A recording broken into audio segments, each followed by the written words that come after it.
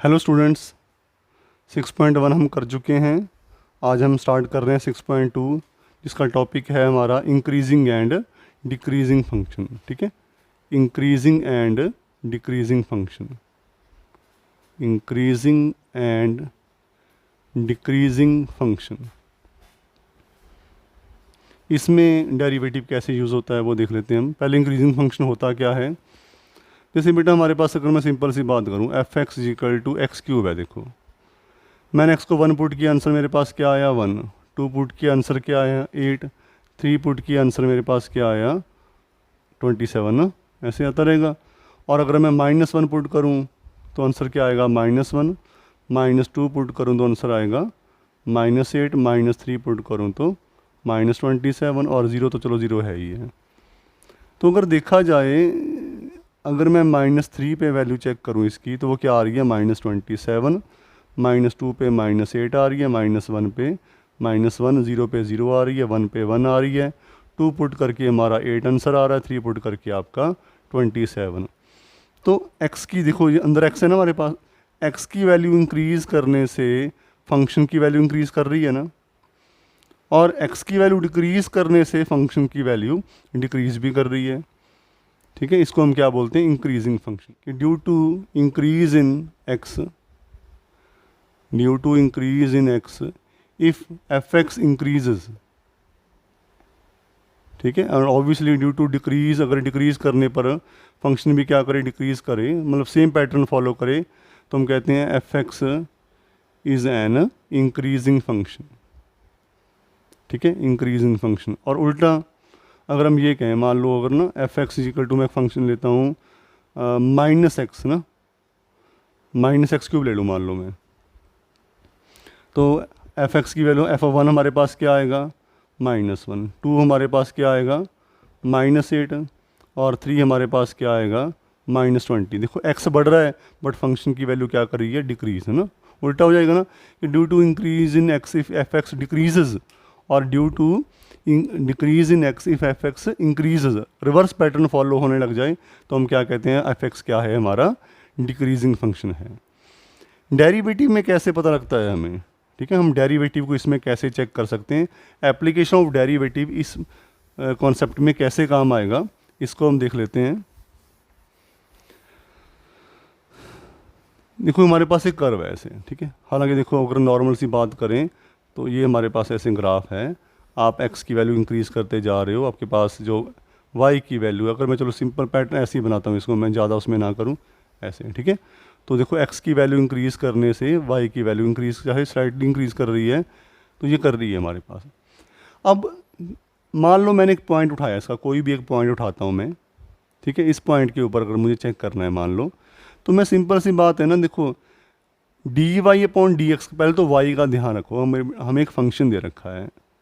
ठीक है, मान लो x³ भी, जो इससे मैं इसी की बात की थी मान लो, तो ये y हमारा क्या है, ये याद है ना, हमने उसमें ऑन टू में भी किया था, हमने रिलेशनल फंक्शन में एफ एक्स को y पुट कर लिया। तो y का तो मतलब ही यही होता है, x, y सुने आपने ना, तो ये y एफ एक्स ही तो होता है। ठीक है, उसी की वैल्यू हमारे पास होती है। तो dy/dx का मतलब क्या है, change in function, change in value of function with respect to change in x। अगर ये आपका पॉजिटिव आ जाता है, मान लो ना ग्रेटर देन 0 आ जाए, मान लो अगर ये पॉजिटिव है, अगर y में पॉजिटिव चेंज आ रहा है। 6.1 में याद है आपको, हमने हाई जब एक लैडर को पुल कर रहे थे हम, तो dh/dt आपका नेगेटिव आया था। क्यों? क्योंकि आपके पास जो हाइट है वो डिक्रीज़ हो रही थी। अगर dy/dx आपका पॉजिटिव आ रहा है या ग्रेटर देन 0 आ रहा है, इसका मतलब क्या है कि y इंक्रीज़ कर रहा है ना, x के इंक्रीज़ करने से y इंक्रीज़ कर रहा है, पॉजिटिव चेंज आ रहा है, तो ये हमारे पास क्या होगा, इंक्रीजिंग। लेकिन अगर हमारा dy/dx डिक्रीजिंग होने लग जाए, जैसे मैं ऐसे बना लेता हूँ ना, ऐसे मैंने बनाया, इसी में बना लेता हूँ मैं। देखो x बढ़ा लेकिन y क्या हो रहा है, डिक्रीज़ हो रहा है। इसमें किसी पॉइंट पे चेक करूँगा तो मेरा dy/dx क्या आएगा, <0 आएगा, नेगेटिव आएगा मेरे पास ना। तो ये हमारा क्या होगा, डिक्रीजिंग फंक्शन। ठीक है, अगर x के चेंज होने से y में डिक्रीज़ आ रहा है तो वो हमारा क्या है, डिक्रीजिंग। तो देखा जाए तो पूरी 6.2 में एक ही बात है कि डेरिवेटिव पॉजिटिव है तो इंक्रीजिंग, डेरिवेटिव नेगेटिव है तो डिक्रीजिंग। एक इसमें और एक टर्म होती है स्ट्रिक्टली इंक्रीजिंग और इंक्रीजिंग। देखो इंक्रीजिंग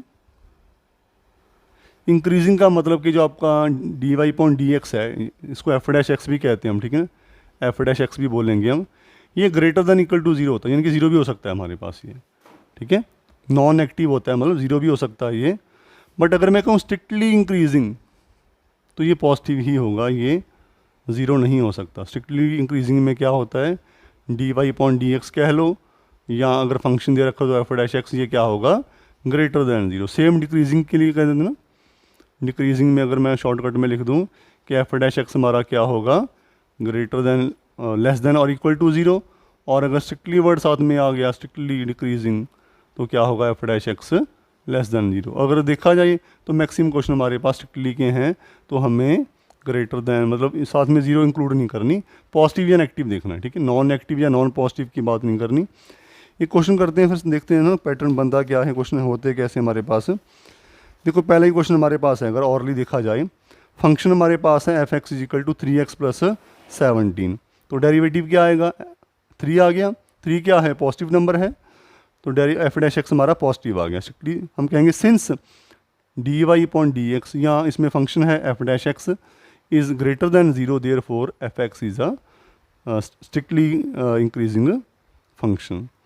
नेक्स्ट में ई रेस टू पावर 2x, वो बता रखा है आपको, ई रेस टू पावर 2x का डेरिवेटिव बताना क्या आएगा, हमारे पास y है कि एफ एक्स है, एफ एक्स ही है ना, तो अगर हमारे पास एक फंक्शन है सेकंड क्वेश्चन में ई रेस टू पावर 2x, हम क्या करेंगे, इसका डेरिवेटिव क्या आएगा, 2 ई रेस टू पावर 2x ना, ये याद है आपको ना, ई की अप्रॉक्सीमेट वैल्यू क्या थी, 2.71 समथिंग थी ना, तो 2 की कोई भी पावर करोगे आप, पॉजिटिव नंबर की पावर जो मर्जी कर लो, आंसर आपका क्या आएगा, पॉजिटिव ही आएगा ना। तो ये 2e2x है, ये हमेशा क्या होगा, ग्रेटर देन जीरो, इसका मतलब एफ डैश एक्स भी क्या होगा, greater than zero, therefore f x is strictly increasing, ठीक है।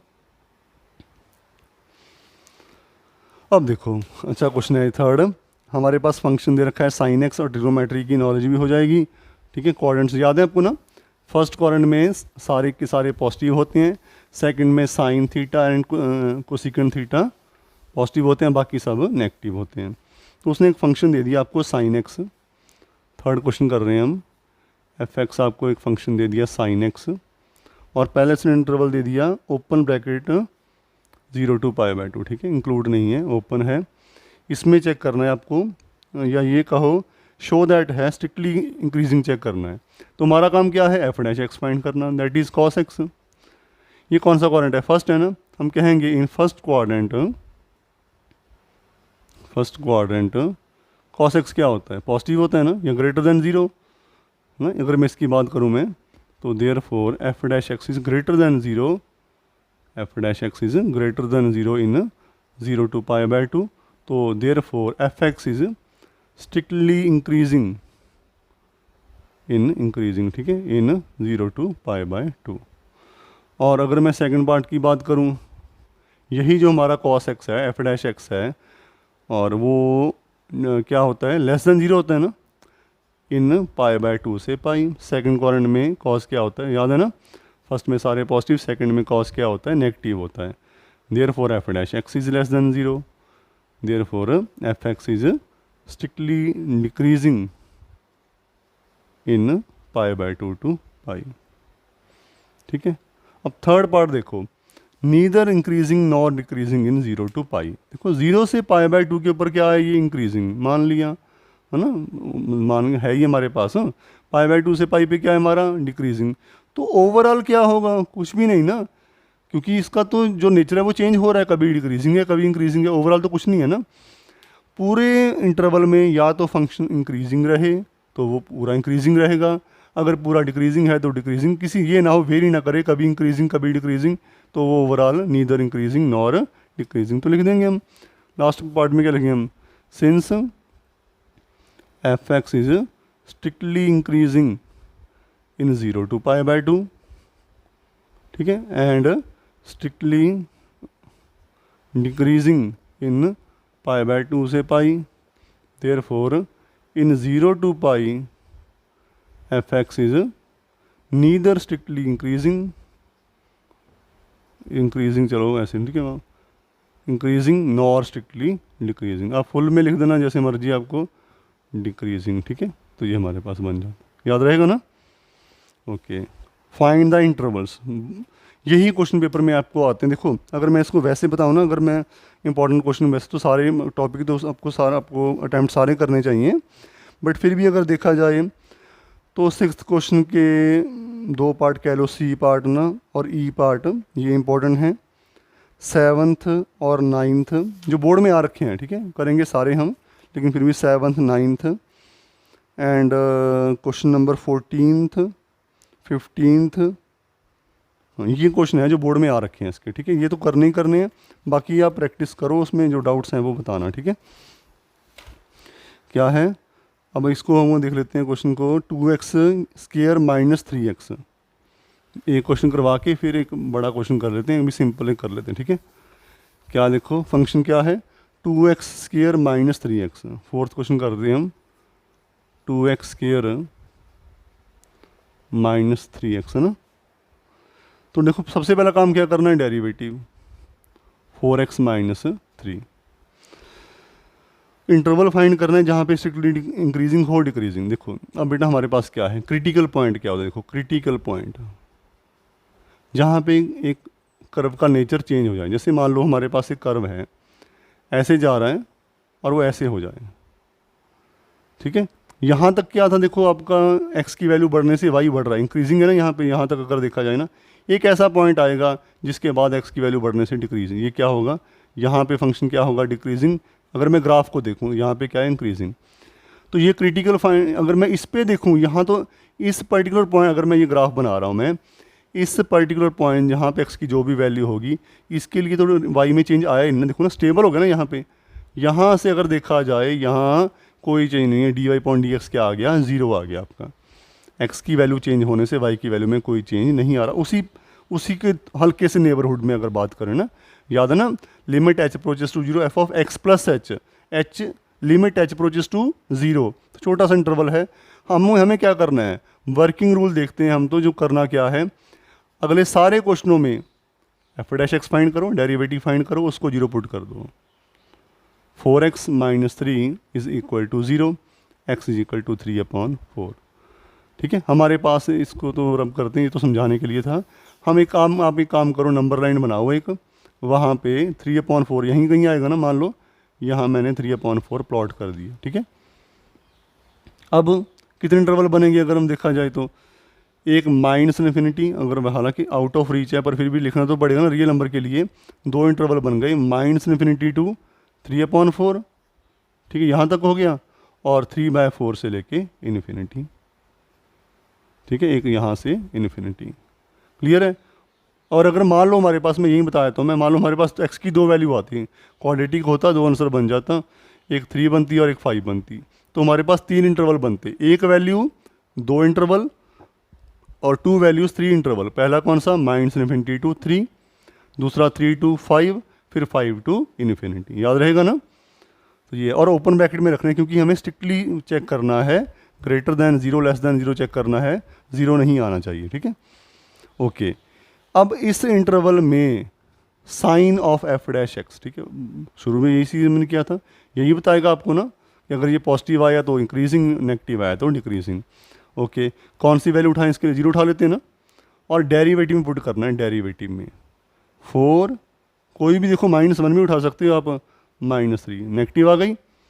अच्छा, यहाँ पे ना एरो लगा दो, ऐसे एरो, यहाँ क्लियर हो जाएगा कि डिक्रीजिंग है, बाद में मेंशन कर देंगे, बट यहाँ याद रखना, ठीक है।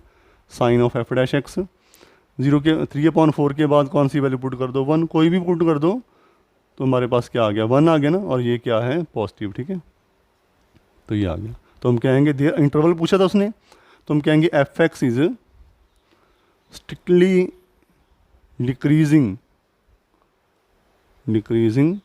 इन माइनस इन्फिनिटी से 3/4 एंड स्ट्रिक्टली इंक्रीजिंग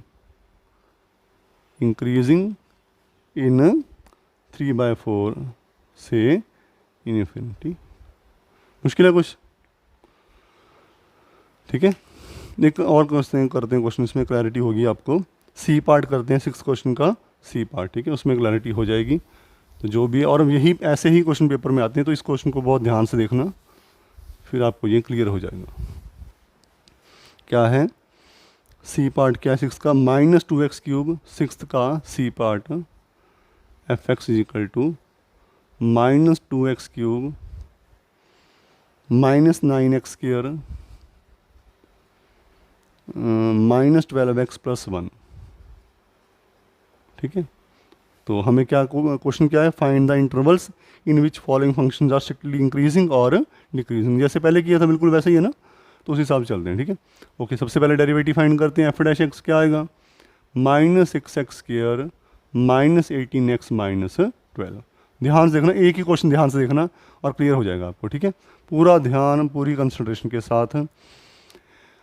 मैंने आपको बोला डेरिवेटिव को जीरो पुट करो और एक्स की वैल्यू फाइंड करो, मैं अभी कह रहा हूँ मैं, लेकिन मैं ये कह रहा हूँ कि जब भी आपके पास डेरिवेटिव आए ना, उसको फैक्टराइज कर लो, जितना जितना फैक्टराइज कर सकते हो ना उतना।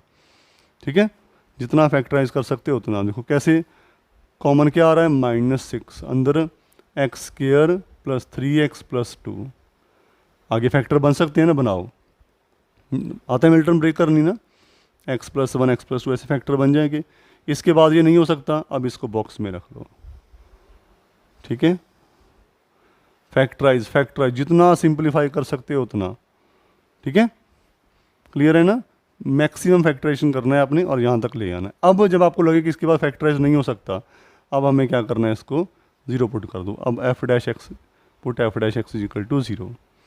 इसको बॉक्स में रखना है संभाल के, वैल्यू यहीं पुट करनी है आपको। ठीक है, याद रखना, साइन का ध्यान, जो भी बनाए वैल्यू यहीं पुट होगी आपकी। एक्स की वैल्यू आएंगी, उस ये डिफरेंट चीज़ है अब यहाँ से पुट होने वाली, बट जो sign of f dash x हम चेक करते हैं वो यहीं चेक करेंगे।